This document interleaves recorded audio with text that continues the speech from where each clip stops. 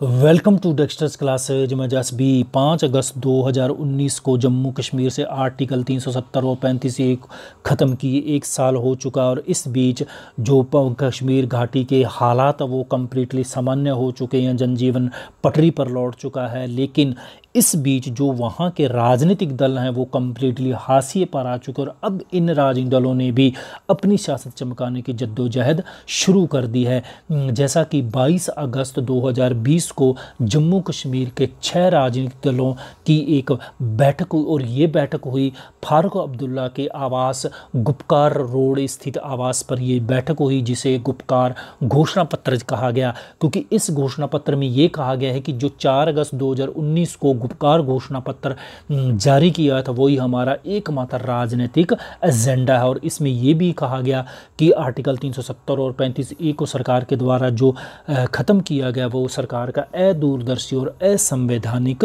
निर्णय है। और हमारा संघर्ष तब तक जारी रहेगा जब तक आर्टिकल 370 और 35A को सरकार बहाल नहीं करती है। जैसा कि यहाँ पर द इकोनॉमिक्स टाइम्स का एक आर्टिकल देख पा रहे होंगे कि over a year after Gupkar declaration parties in Kashmir resolve to fight for special status.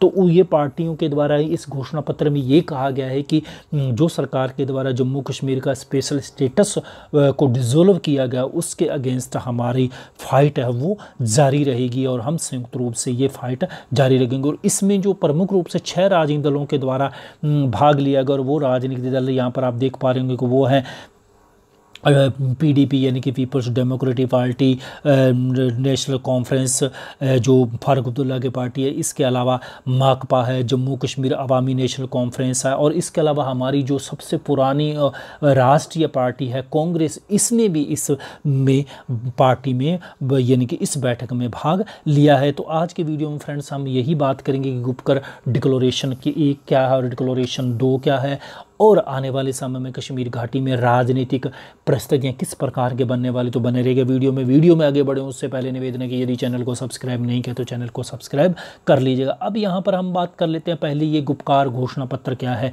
देखिए 4 अगस्त 2019 को वहाँ की जम्मू कश्मीर की विभिन्न राजनीतिक दलों की एक संयुक्त बैठक हो, तो उस बैठक में 4 अगस्त 2019 को एक गुपकार घोषणा पत्र जारी किया गया था जिसे हम गुपकार घोषणा पत्र 1 कहते हैं। और इसमें ये कहा गया था कि यदि सरकार किसी प्रकार की कश्मीर को लेकर संवैधानिक दर्जे में छेड़छाड़ करती है, आर्टिकल 370 को ख़त्म करती है, या वहाँ की जो क्षेत्रीय संवैधानिक स्थिति है उसको डिसॉल्व करती है, तो हम मिलकर क्षेत्रीय और धार्मिक पहचान का संरक्षण करेंगे और आर्टिकल 370 और 35A को हम बचाएंगे। और इसी के लिए ये 4 अगस्त 2019 को बैठक थी, क्योंकि उस समय क्या होता कि इस प्रकार का माहौल बन गया था कि वहाँ बड़ी मात्रा में हलचल हो रही थी, अर्धसैनिक बलों को डिप्लॉय किया जा रहा था। तो यही सुबहाट जब बढ़ रही थी कि बड़ा निर्णय लेने जा रही है केंद्र सरकार जम्मू कश्मीर को लेकर, तो तब क्या हुआ था कि इन दलों के द्वारा 4 अगस्त 2019 को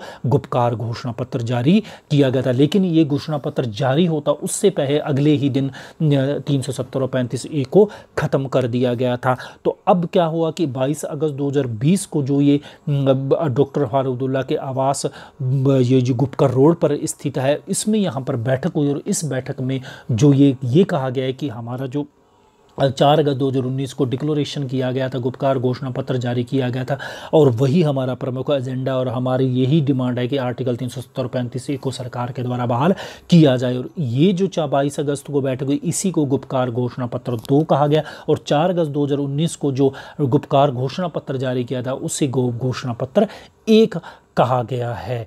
अब यहाँ पर हम बात करते हैं कि कितना इन लोगों को समर्थन मिलेगा, और ये जो डिक्लोरेशन जारी किया था इसके प्रति लोगों का कितना रुझान है। पहली बात यहाँ पर ये देखिए फ्रेंड्स कि जो आर्टिकल 370 और 35A की बहाली के लिए इनके द्वारा जो ये डिक्लोरेशन जारी किया, इसमें समर्थन सिर्फ और सिर्फ कश्मीर घाटी के राजनीतिक दलों का है।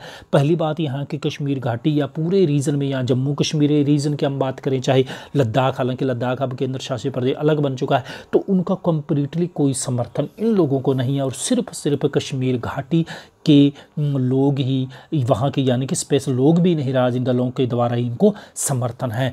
और इसके अलावा यदि हम बात करें जम्मू रीजन और लद्दाख के नेता इसमें शामिल हैं, और भाजपा तो वैसे भी इस डिक्लेरेशन से कम्प्लीटली दूर है। और यदि हम आमजन की बात करें, इन नेताओं को आमजन का भी कोई समर्थन नहीं है, क्योंकि कश्मीर के जो मुख्य राजनीतिक दल हैं इन नेताओं को 18 माह तक नज़रबंद किया गया। इनके खिलाफ किसी प्रकार का सरकार के द्वारा, जनता के द्वारा सरकार के खिलाफ आंदोलन नहीं किया गया, किसी प्रकार का ज्ञापन नहीं दिया गया, किसी प्रकार हड़ताल प्रदर्शन नहीं किया गया। तो कहने का मतलब का इनका आम लोगों के साथ किसी प्रकार का कोई संपर्क नहीं है। और इसके अलावा यदि हम बात करें तो ये लोग, अब ये राजनीतिक दल हैं, लगभग ये कंप्लीटली हाशिए पर आ चुके हैं।